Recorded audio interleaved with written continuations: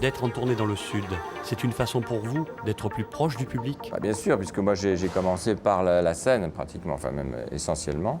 J'ai jamais été très à l'aise en télé et donc ça doit se voir parce que les gens disent on vous préfère en vrai.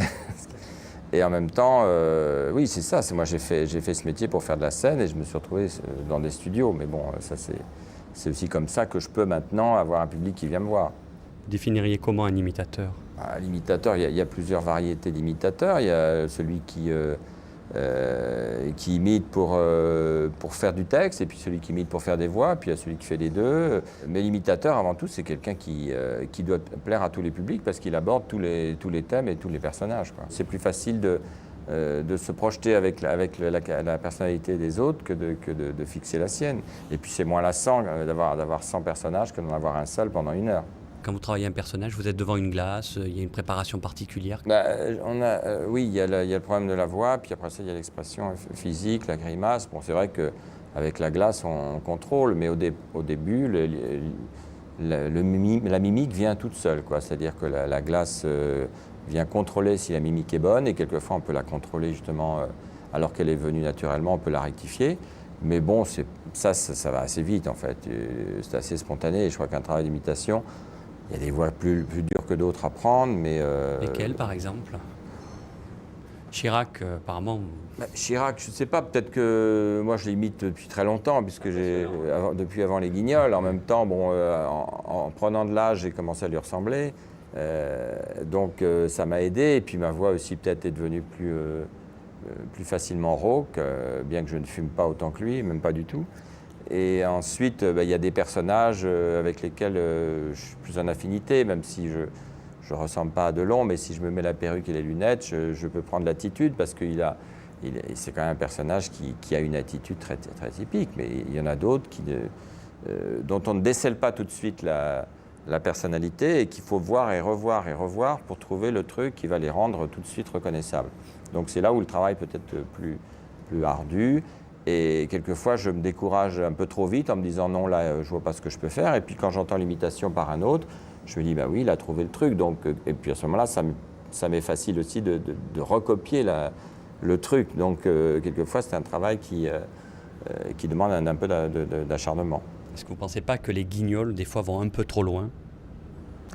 Ils vont trop loin, parce qu'il faut bien par moments qu'ils pètent aussi un peu les plombs et qu'ils se laissent aller à leur liberté, mais sinon c'était pas la peine de la voir.